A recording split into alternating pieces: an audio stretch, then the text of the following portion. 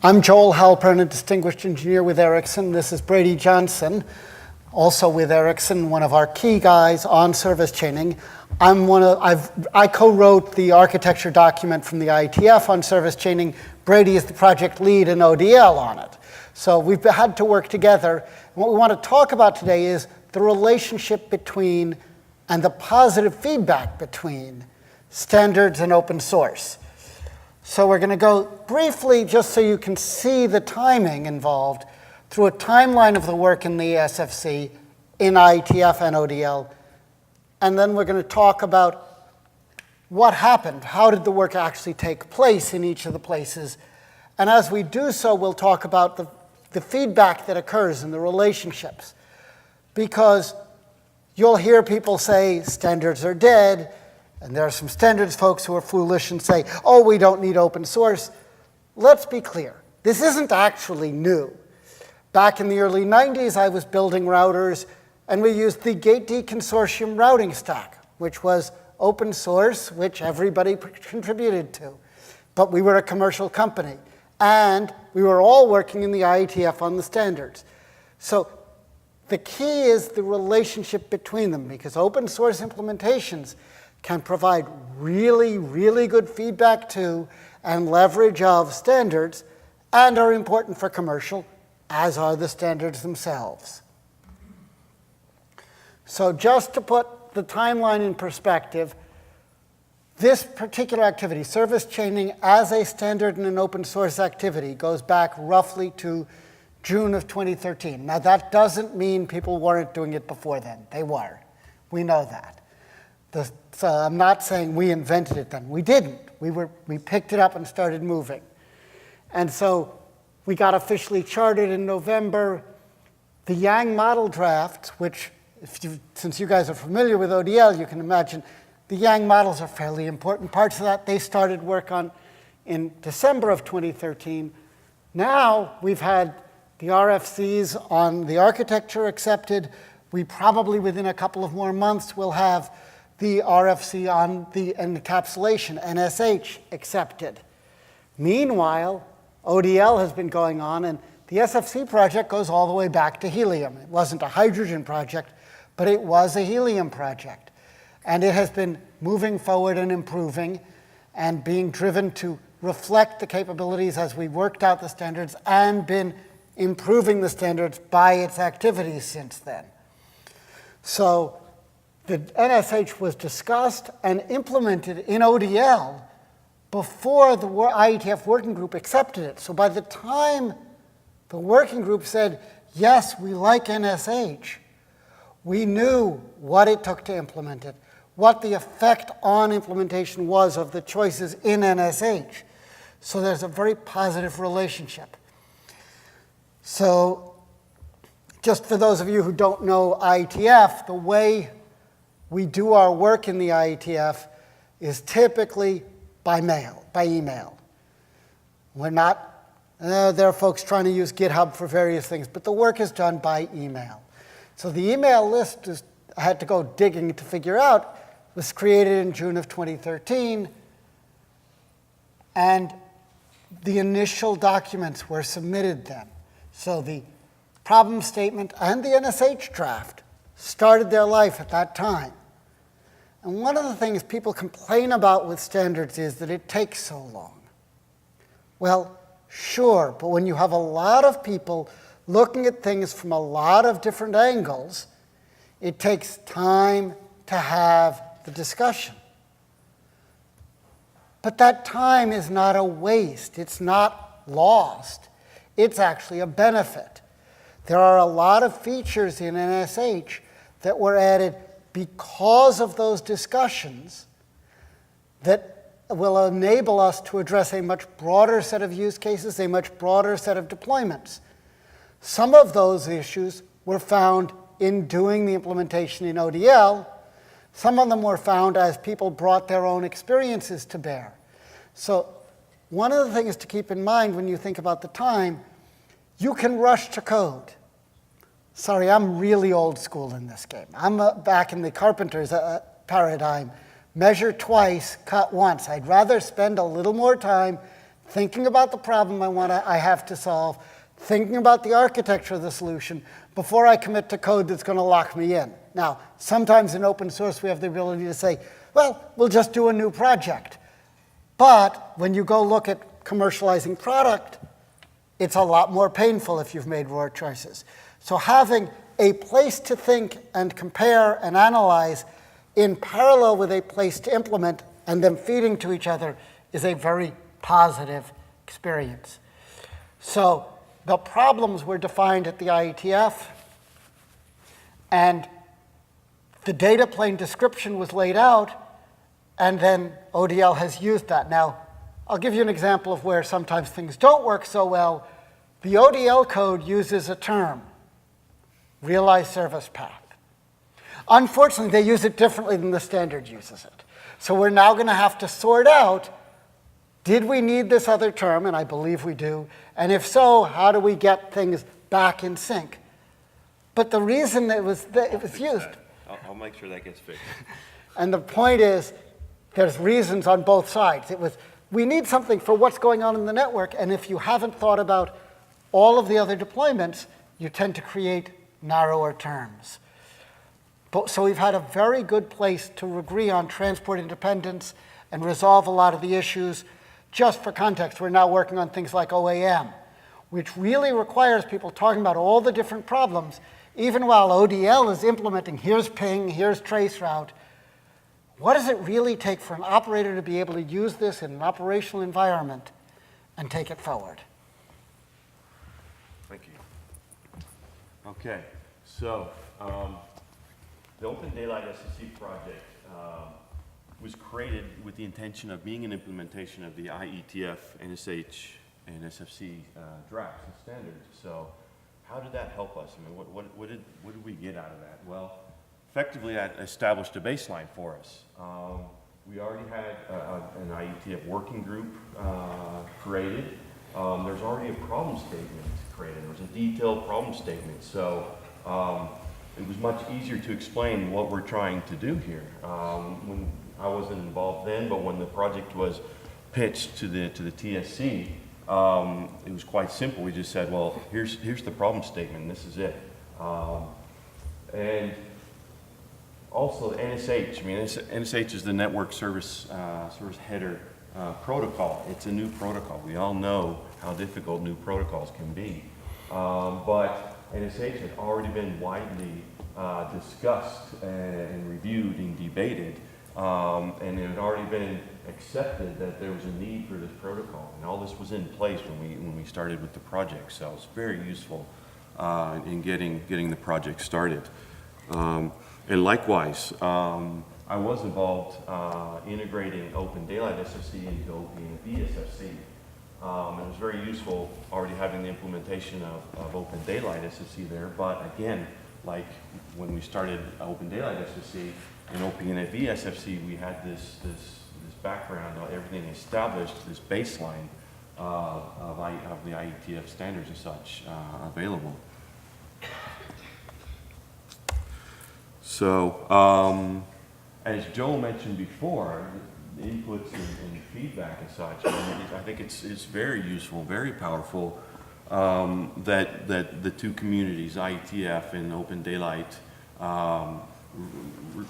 we work together and we get feedback back and forth and such. For instance, the forwarding structure of NSH. I mean, it started on the drafts. Then we went into Open Daylight to take a look at how's that going to work. Was it better this way or that way or whatever? Likewise, with the metadata, the NSH metadata, and the service function forwarders. So I think that that sort of feedback in both directions really enhanced the specifications.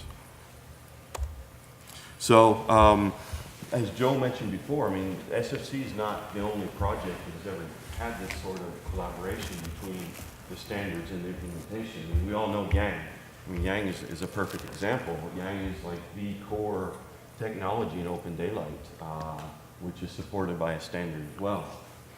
There's the I2RS. I don't know that so well, but Joel is very involved in that, which also used Open Daylight to prove the protocol could actually work.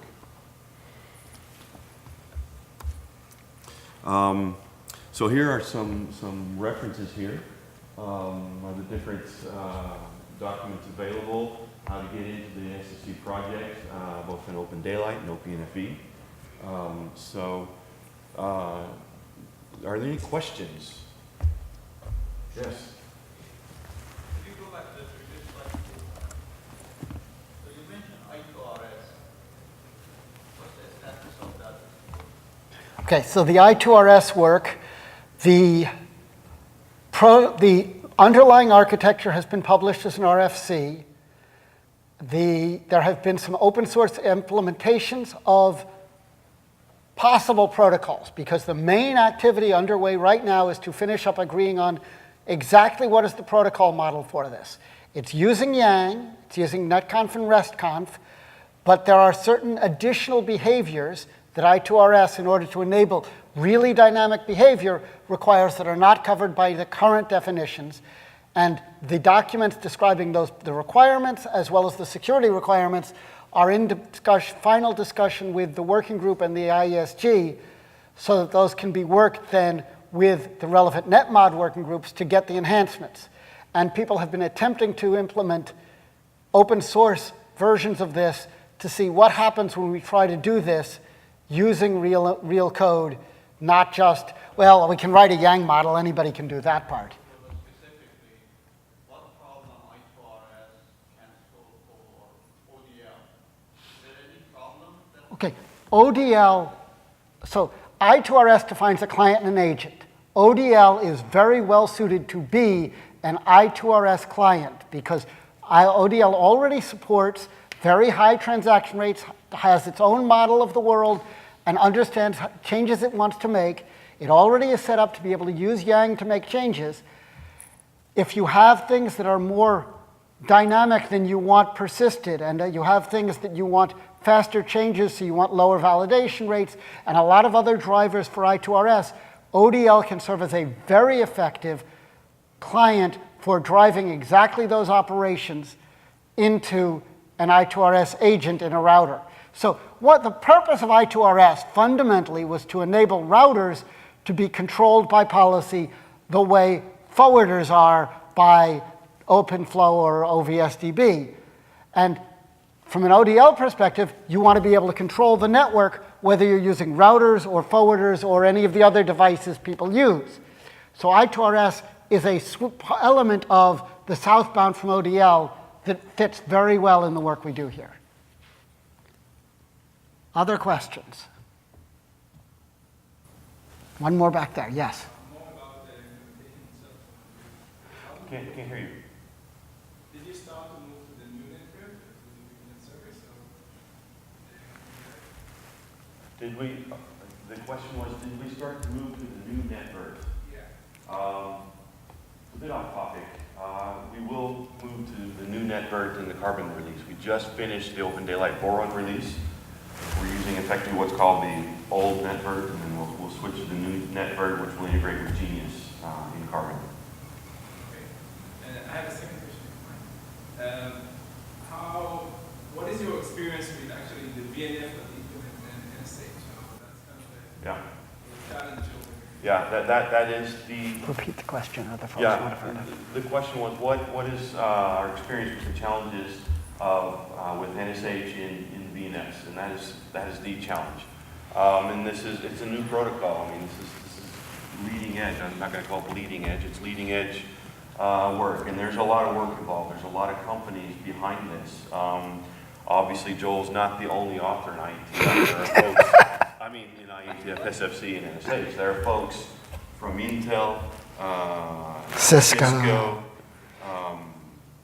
Lots of other Huawei, companies. yeah. The point is, there's a lot of people, a lot of companies behind it who are bringing it forward. It's not going to be completely available tomorrow, but we're on our way. So let me elaborate on that.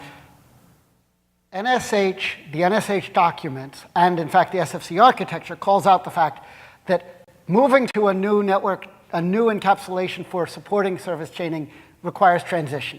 So you're going to need proxies.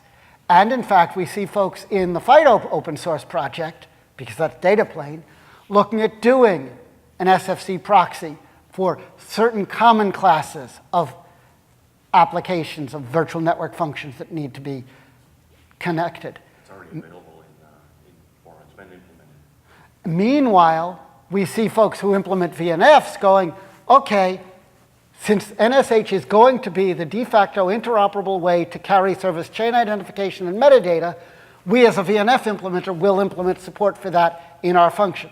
So yes, it will take time before it's widespread. We have folks solving the problem both from the point of view of improving their VNFs because they get additional capability by having the interoperability and the metadata support, and we see people implementing both specialized and generalized proxies to enable work with legacy, both legacy VNFs, I know that's a sort of odd phrase, but also legacy bare metal applications so that we can include bare metal in service chaining. And that's come out of both efforts to build prototypes here and efforts in the IETF to discuss what does it take to make this work for operators.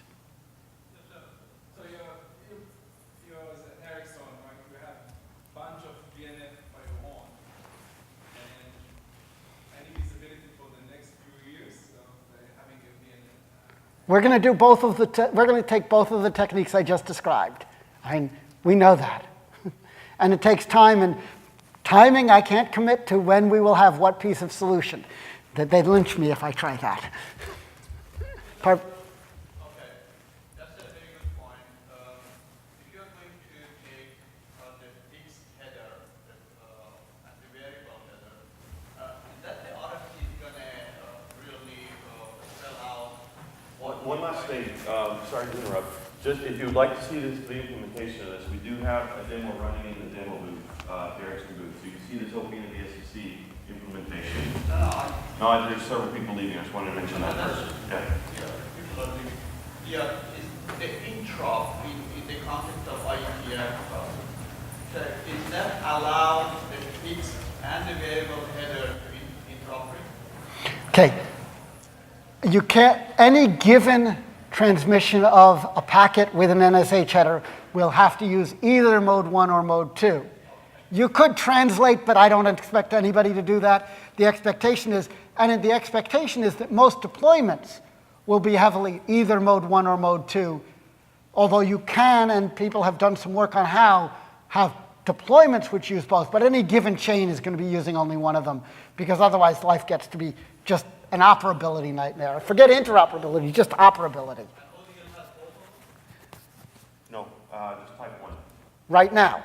There are commitments to support, and the work on, so even the work in FIDO, we're doing type 1 first, but we're also, the project says, and we're going to do type 2. Of course, that means we've got to have people who are working on it. Thank you all. Thank you.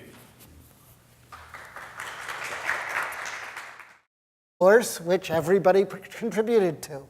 But we were a commercial company, and we were all working in the IETF on the standards.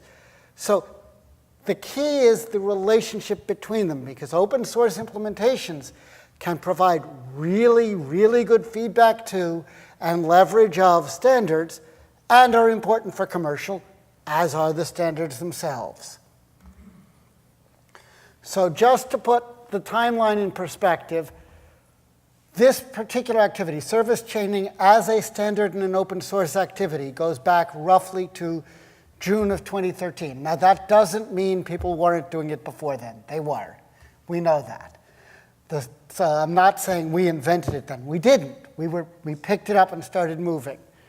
And so we got officially chartered in November.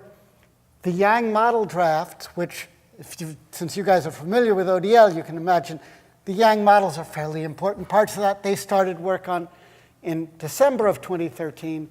Now we've had the RFCs on the architecture accepted.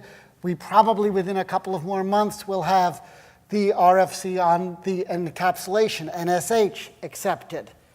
Meanwhile, ODL has been going on, and the SFC project goes all the way back to helium. It wasn't a hydrogen project, but it was a helium project. And it has been moving forward and improving and being driven to reflect the capabilities as we worked out the standards and been improving the standards by its activities since then. So the NSH was discussed and implemented in IETF and ODL. And then we're going to talk about what happened. How did the work actually take place in each of the places? And as we do so, we'll talk about the feedback that occurs in the relationships. Because you'll hear people say standards are dead, and there are some standards folks who are foolish and say, oh, we don't need open source. Let's be clear. This isn't actually new.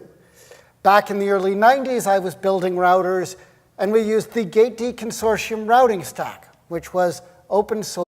I'm Joel Halpern, a distinguished engineer with Ericsson. This is Brady Johnson, also with Ericsson, one of our key guys on service chaining. I co-wrote the architecture document from the IETF on service chaining. Brady is the project lead in ODL on it. So we've had to work together. What we want to talk about today is the relationship between and the positive feedback between standards and open source. So we're going to go briefly, just so you can see the timing involved, through a timeline of the work in the SFC.